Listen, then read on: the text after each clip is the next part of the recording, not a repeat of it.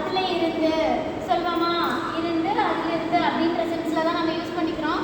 For example பாருங்க கொடுத்துருக்கேன், ஐ ஆம் கம்மிங் ஃப்ரம் வாழப்பாடி. நான் வாழப்பாடியில் இருந்து வரேன் அப்படின்னு சொல்லி போட்டு சரியா. ஃப்ரம்முக்கு அப்படியே எது அப்படின்னா டூனா அது வரைக்கும். ஹீ வென்ட் டு சென்னை, அவன் சென்னை வரைக்கும் போயிருந்தான். ஓகேங்களா. அப்போ ஃப்ரம்னா அதில் இருந்து இருந்துன்ற சென்ஸில் யூஸ் பண்ணுறோம். டூ அப்படின்னா அது வரைக்கும் அப்படின்ற சென்ஸில் யூஸ் பண்ணுறோம். த்ரோ அப்படின்னா அதன் வழியாக.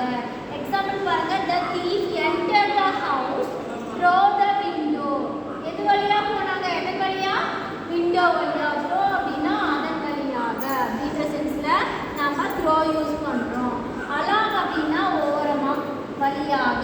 பாருங்க, he walked along the road. Road ஓரமாக நடந்து போனான், அது வழியாக ஓரமாக நடந்து போனான். அலாங் அப்படின்னா வழியாக அப்படின்ற சென்ஸில் நம்ம யூஸ் பண்ணுறோம். நெக்ஸ்ட் ஆன் அப்படின்னா என்ன, மேலே. பாருங்க, இந்த பொருள் டச் ஆயிருக்கு. அப்போ இந்த மாதிரி டச் ஆயிருந்தா நம்ம என்ன யூஸ் பண்ணுறோம், ஆன்.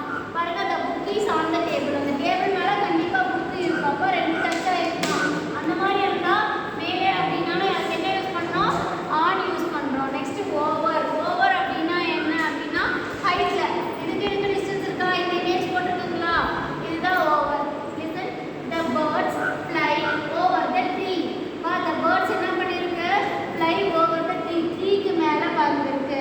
அப்போ ஓவர் மேலே தான் ஆணுக்கு ஓவருக்கு அர்த்தம். ஆனால் இது டச் ஆகி போயிட்டு ரொம்ப டிஸ்டன்ஸில் இருக்கும். மேலேன்ற சென்ஸ் தான் யூஸ் பண்ணியிருக்கோம். நெக்ஸ்ட் அப்பான் அப்படின்னா இப்படி கிராஸாக ஜம்பிங் மாதிரி.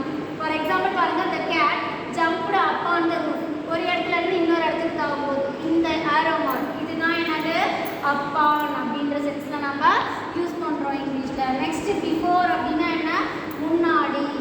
பாருங்கள்,